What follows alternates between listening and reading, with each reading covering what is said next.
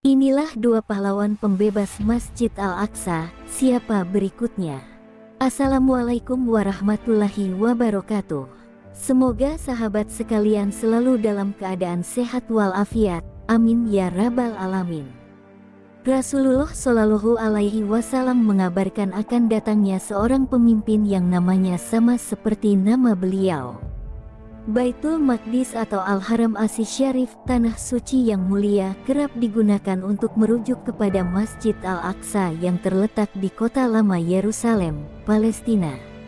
Ada dua pahlawan pembebas Baitul Maqdis yang tercatat dalam sejarah Islam. Siapakah pahlawan berikutnya? Untuk diketahui, kota tua Yerusalem adalah tempat yang disucikan umat Islam, Yahudi, dan Kristen, karena di dalamnya terdapat banyak bait suci yang sama-sama diyakini ketiga agama. Yerusalem disebut juga Al-Quds, salah satu kota tertua di dunia.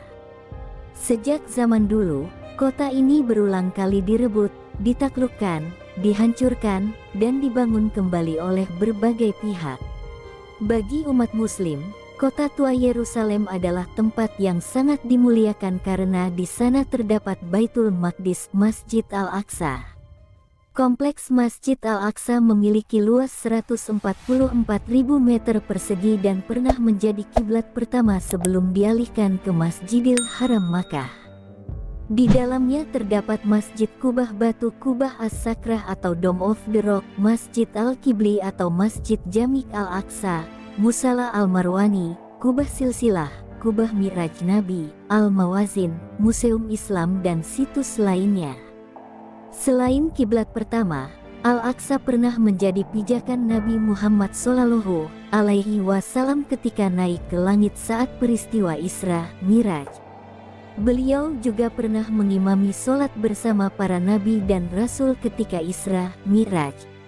Sedangkan menurut Yahudi, Al-Aqsa adalah tempat berdirinya bait suci pada masa lalu, yang dibangun oleh Nabi Sulaiman atau Salomo putra Nabi Daud pada tahun 957 sebelum Masehi.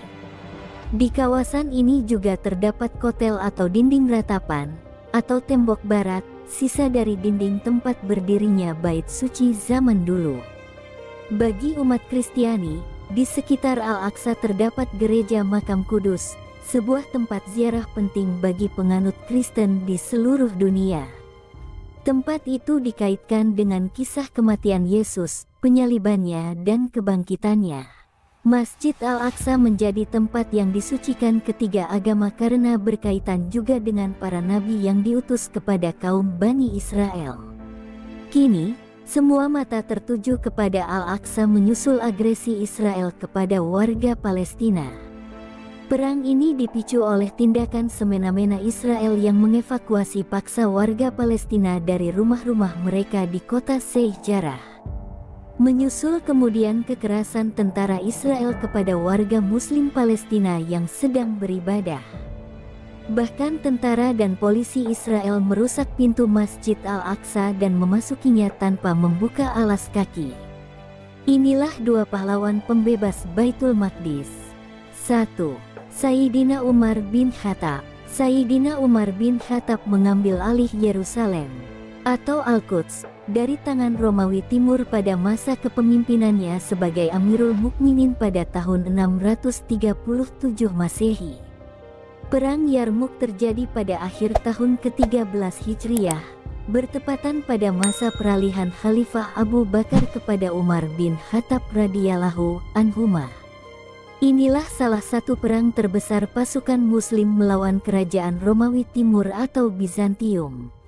Usai perang, pasukan Muslim mendapat kemudahan menaklukkan seluruh kota-kota di negeri Syam. Amru bin Ash di bawah komando Abu Ubaidah al-Jarrah radhiyallahu anhuma berhasil memblokade Al-Quds pada 17 Hijriah.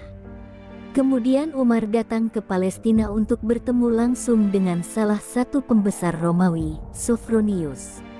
Umar menandatangani perjanjian dengan Sophronius, di mana sang khalifah memberi jaminan bahwa penduduk Kristen dan tempat suci di Yerusalem akan dilindungi di bawah pemerintahan kaum muslimin.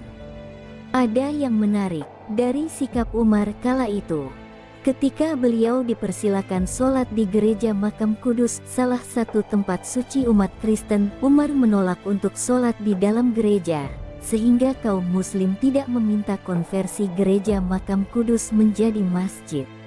Sayyidina Umar memilih sholat di luar gereja, tempat di mana Masjid Umar berdiri hingga saat ini, yaitu berlawanan arah dengan pintu masuk gereja Makam Kudus. Masjid Umar merupakan sebuah bangunan berstruktur kayu dengan bentuk persegi panjang, yang dibangun di atas reruntuhan dan dapat menampung 3.000 jamaah. Umar bin Khattab dikenal sebagai pahlawan yang membebaskan Yerusalem, Al-Quds, dari cengkraman kerajaan Romawi. Nama beliau tercatat dalam sejarah Islam. 2. Salahuddin Al-Ayyubi. Pahlawan kedua yang berperan besar dalam penaklukan Baitul Maqdis ialah Salahuddin Al-Ayyubi. Beliau adalah laki-laki yang berasal dari suku Kurdi, Irak. Salahuddin meniti puncak kariernya sebagai panglima besar yang merebut kembali tanah suci Baitul Maqdis dari cengkraman pasukan salib Kristen. Sehari sebelum penaklukan, Salahuddin Al-Ayyubi bersama 60.000 lebih pasukannya telah mengepung Yerusalem. Beliau berhasil menaklukkan Yerusalem setelah 88 tahun hidup dalam cengkraman Kristen Eropa yang keji kala itu. Yerusalem berhasil direbut oleh Salahuddin pada hari Jumat, 27 Rajab 583 Hijriah bertepatan tanggal 2 Oktober tahun 1187 Masehi. Al-Quds akhirnya berhasil takluk dari penjajahan Kristen Eropa. Hari itu kebetulan bertepatan dengan peringatan Isra Miraj Nabi Muhammad. Peristiwa bersejarah itu dicatat oleh Ibn Shaddad, penulis sejarah zaman itu. Berikut ungkapannya, merayakan pemilihan waktu yang sangat tepat ini. Sungguh suatu kebetulan, Allah mengizinkan kaum muslim merebut kota itu sebagai perayaan peringatan perjalanan malam Rasulullah ke langit. Semua kaum muslimin kala itu sangat antusias dan bergembira. Mereka berkumpul menyaksikan kemenangan itu. Luapan sukacita dan kegembiraan tak terbendung. Salahuddin dan pasukan muslim mengeluarkan salib-salib yang terdapat di Masjid Al-Aqsa, membersihkannya dari segala najis dan kotoran, dan mengembalikan kehormatan masjid tersebut.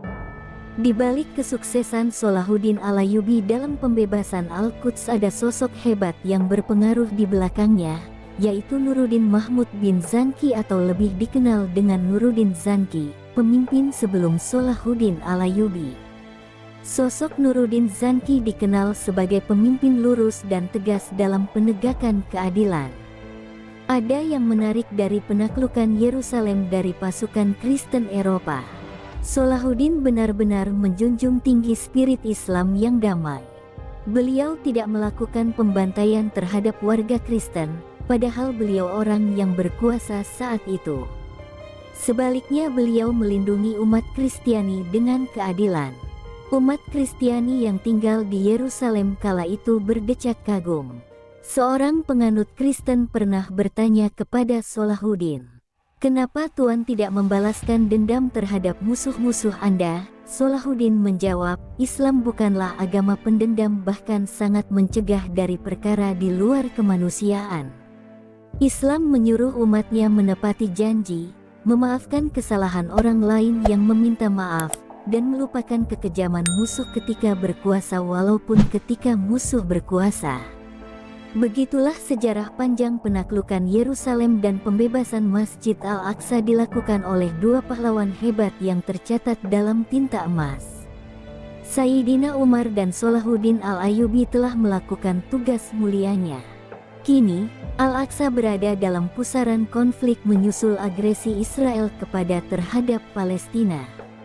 Israel terus menduduki wilayah-wilayah Palestina dan ingin menguasai Masjid Al-Aqsa dengan segala caranya dan tipu dayanya. Perang terbuka antara Palestina dan Israel pun tak terelakkan. Baru-baru ini, Israel kembali membombardir jalur Gaza Palestina. Sekitar 219 warga Palestina menjadi korban dalam perang yang terjadi 11 hari belakangan. korban di pihak Israel berjumlah 12 orang. Umat muslim di dunia berduka akibat agresi Israel ini. Doa dan dukungan dari negara-negara muslim terus mengalir untuk warga Palestina. Namun tidak menghentikan sikap Israel yang ingin menguasai tanah-tanah Palestina. Warga Palestina terus melawan mempertahankan kehormatan tanah airnya dan juga kehormatan Islam. Mereka menunggu sosok pahlawan yang dapat membebaskan Baitul Maqdis dari pendudukan dan gangguan Israel. Jika merujuk risalah nubuwah, pada 15 abad lalu Rasulullah Shallallahu Alaihi Wasallam telah mengabarkan bahwa pada akhir zaman umat muslim akan berperang melawan kaum Yahudi yang akan dipimpin Dajjal si Mesias palsu. Syam menjadi tempat pertempuran besar di akhir zaman. Rasulullah mengabarkan akan datangnya seorang pemimpin yang namanya seperti nama beliau. Dunia tidak akan binasa, hancur, sampai seorang manusia di antara orang-orang Arab muncul, yang memiliki nama seperti namaku. Hadis Sahih At-Tirmidzi, umatku akan memperoleh pertolongan yang melimpah yang tidak pernah diperoleh sebelumnya. Sunan Ibnu Majah, beliau adalah Imam Mahdi. Beliau bukan seorang nabi yang diutus Allah dengan kitab sucinya. Beliau adalah hamba saleh, umat Nabi Muhammad Shallallahu Alaihi Wasallam yang memiliki pertalian keluarga kepadanya. Al-Mahdi akan muncul di akhir zaman. Beliau akan memenuhi bumi dengan kedamaian dan keadilan sebab bumi telah diliputi oleh tirani dan ketidakadilan. Hadis Sahih At-Tirmidzi dan Sunan Abu Dawud. Dalam hadis yang diriwayatkan Imam Ahmad, Abu Dawud dan Al-Hakim disebutkan, pusat kepemimpinan kaum muslimin pada hari peperangan yang paling besar, yaitu Al-Malhamah Al-Kubra adalah di sebuah negeri yang bernama Gutah. Di negeri itu terdapat sebuah kota bernama Damsyik atau Damaskus. Al-Mahdi akan memimpin kaum muslimin pada peperangan paling besar, dan tempat yang akan menjadi pusat komando beliau adalah di Gutah dekat Damsyik Damaskus. Karena itulah Damaskus akan menjadi tempat tinggal yang terbaik bagi muslimin pada waktu itu. Pada saat itu, Imam Mahdi akan berhadapan dengan Dajjal yang telah menyebarkan fitnah dan tipu daya di muka bumi. Maka saat itulah, Isa Al-Masih turun ke bumi untuk membunuh Dajjal atau si Mesias palsu, dan pengikutnya tepatnya di gerbang Lot Palestina. Kedatangan Isa Al-Masih untuk mengajak umat manusia agar mengikuti ajaran Rasulullah Shallallahu Alaihi Wasallam. Isa Al-Masih dibantu Imam Mahdi berhasil membunuh Dajjal dan 70.000 pasukan Yahudi. Dalam hadis panjang dari Nawas bin Saman yang membicarakan turunnya Isa bin Maryam, Rasulullah bersabda, ketika Allah mengutus Isa ibnu Maryam, maka turunlah ia di Menara Putih di sebelah timur Damaskus mengenakan 2 buah pakaian yang dicelup dengan waras dan zafaran.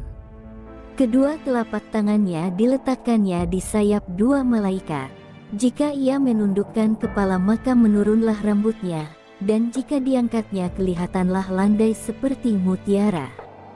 Maka tidak ada seorang kafir pun yang mencium nafasnya kecuali pasti meninggal dunia, padahal nafasnya itu sejauh mata memandang. Lalu Isa mencari Dajjal hingga menjumpainya di gerbang Lot, lantas dibunuhnya Dajjal. Kemudian Isa datang kepada suatu kaum yang telah dilindungi oleh Allah dari Dajjal, lalu Isa mengusap wajah mereka dan memberitahu mereka tentang derajat mereka di surga. Hadis riwayat Muslim.